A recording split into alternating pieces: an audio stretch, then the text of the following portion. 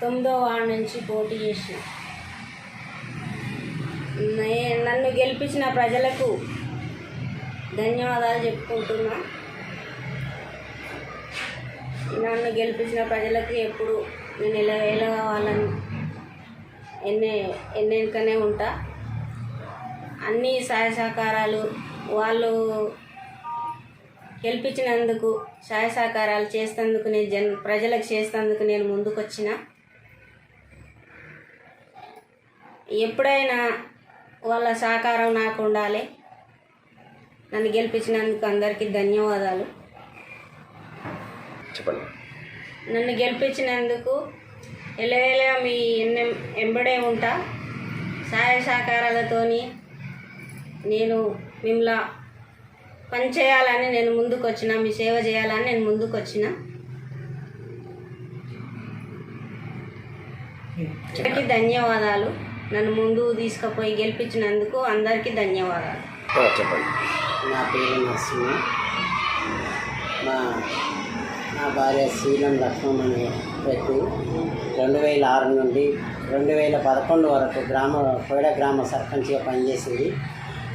So మాకు కోయడ గ్రామ ప్రజలు గుర్తించి ఎస్సీలలో ఉత్తముల ఎవరి ఫ్యామిలీ అంటే శీలం వాళ్ళ ఫ్యామిలీ అని అందరూ ఓట్లేసి గెలిపించారు. వాళ్లకు జీవితాంతం రుణపడి ఉండాలని నేను ఆ రోజు నుండి ఈ రోజు వరకు గ్రామ ప్రజలకు సేవ చేస్తూ అందుబాటులో పింఛన్లు కానీ ఇంకా భూ సమస్యలు కానీ ఏ చిన్న పంచాయతీలు ఉన్నా కానీ మెడికల్ గ్రౌండ్లో కానీ ప్రజలందరికీ నేను గ్రామంలో సేవ చేస్తూ ఇప్పటి వరకు కొనసాగినాం. అదేవిధంగా కోయడలో ఏ చిన్న సమస్య వచ్చినా నేను అందుబాటులో ఉండి వాళ్లకు తీర్చడానికి ఉన్నాను. మరి కౌన్సిలర్గా పోటీ చేసినప్పుడు మహానుభావులైనటువంటి క్రిమినల్ మైండ్తోని కావాలని నన్ను ఓడించి వాళ్ళను ఓటర్లను భయపెట్టి అడ్డదారిన భయపెట్టించి నన్ను ఓడించి ఓన్లీ 34 ఓట్లతో ఓడిపోయాను. అయినా నేను వెనకంజ వేయకుండా మా భార్యను రైతు సేవా సహకార సంఘం నుండి నిలబెట్టి మరి ఇప్పుడు గెలిచాము. కాబట్టి రైతు సేవా సహకార బ్యాంకు నుండి గెలిచినాం. దాన్ని వితిన్ 15 days పరిధిలో ఉన్న కాలంలో మేము మాకు ప్రజలు ఎంత మా వెంబడి ఉన్నారనేది చూపించారు. ఈ మూర్ఖులైనటువంటి వాళ్ళు మా వెంబడి పడి కూడా ఇలా ఓట్లను డైవర్ట్ చేసినప్పుడు ఆ భగవంతుడు మమ్మల్ని ఉత్తములు వీళ్ళు ప్రజాసేవ చేసే వాళ్ళు గ్రామాన్ని ఎంతో ముందుకు తీసుకుపోయే వాళ్ళని గెలిపించారు. కాబట్టి వాళ్ళకు ఎల్లవేళలా నేను రుణపడి ఉంటాను. ఇక ముందు కూడా ఎలాంటి సమస్య వచ్చినా గ్రామానికి సేవ చేయడానికి సిద్ధంగా ఉన్నాం. ఇక ఈ వాటర్ కానీ లైట్లు కానీ ఇంకా భూ సమస్యలు ప్రధానంగా రైతులకు ఎలాంటి అన్యాయం జరిగినా ఊరుకునే లేదు. కాబట్టి ఇక ముందు ఏది జరిగినా మేము ముందు ఉంటామని ఈ ప్రజలందరికీ మొన్న గెలిపించిన వారందరికీ నేను రుణపడి ఉంటాను.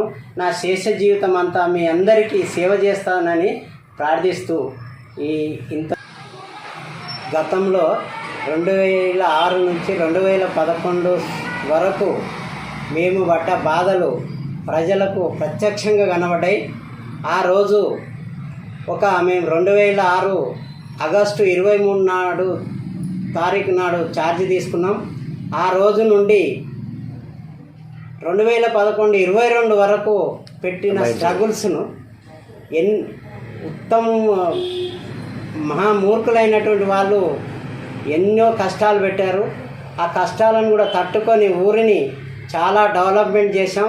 సీసీ రోడ్లు కానీ డ్రైనేజీ కానీ ఇకపోతే గ్రేవ్యార్డ్స్లు ఉన్నటువంటి కాంపౌండ్ వాల్స్ కానీ ఇంకా తదితర వాటర్ కానీ వీధి లైట్లు కానీ ఎలాంటివైనా మేము వాళ్ళు ఎన్ని అడ్డంకులు వచ్చినా తట్టుకొని గ్రామాన్ని ఉత్తమ గ్రామంగా నిర్మల పురస్కార అవార్డు కూడా తీసుకున్నాం ప్రతి పార్టీల నుంచి. కాబట్టి ఈ రోజు నుండి ఈ తారీఖు నుండి మా పీరియడ్ ఈ శీలం లక్ష్మమ్మ అనే డైరెక్టర్ పీరియడ్ కూడా మేము ఎన్ని అడ్డంకులు వచ్చినా కానీ తట్టుకొని గ్రామాన్ని అభివృద్ధి చేస్తూ, ఇక ముఖ్యంగా ఏంటంటే రైతులకు ఇంకా కూడా అన్యాయం జరుగుతుంది.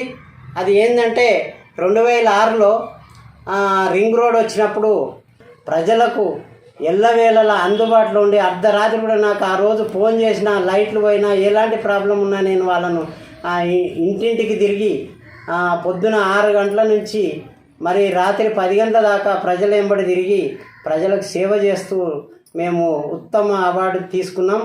ఇప్పుడు కూడా ఏ పీరియడ్ అవుతుందో మాకు ఆ పీరియడ్లో గ్రామ ప్రజలకు అందరికీ సేవ చేస్తూ, ఇక ఎలాంటి కష్టం వచ్చినా నాకు మధ్యవర్తి లేకుండా డైరెక్ట్ మీరు మాకు కలవచ్చని, మరి నేను మీరు ఓన్లీ ఫోన్ చేసినా మీ దగ్గరకు వచ్చి మీ కష్టాలను తీర్స్తానని నేను ప్రజలను ప్రార్థిస్తూ, ముఖ్యంగా ఏంటంటే ఈరోజు కూడా ఈ రైతు సేవా సహకార సంఘంలో కూడా నాది నేను ఉన్న ఒక మెంబర్షిప్ను కూడా తీసేసి నేను పోటీ చేయకుండా ఉండాలన్న క్షణంలో నేను వితిన్ ఒక 4 డేస్లో మా మిస్సెస్ని వేయించి ఆమెను గెలిపించిన ప్రజలందరికీ నేను జీవితాంతం రుణపడి ఉంటానని ఇక ప్రజలను వేడుకుంటూ, ఇక ఏ కష్టం వచ్చినా నేను మీకు అందుబాటులో ఉంటానని తెలియజేస్తూ, అంటే ఏమైనా మళ్ళొకసారి మా గెలుపుకు సహకరించిన కార్యకర్తలకు మరియు పెద్దలకు, ఏదైతే పార్టీ పెద్దలు ఉన్నారో పార్టీ పెద్దలకు మరియు కార్యకర్తలకు, ఓటు వేసిన మహనీయులకు నేను ఎల్లవేళలా రుణపడి ఉంటానని, నా గెలుపుకు మీరు సహాయం చేసినందుకు నేను శేష జీవితం అంతా మీకు సేవ చేస్తానని ప్రార్థిస్తూ విరమించుకుంటున్నాను.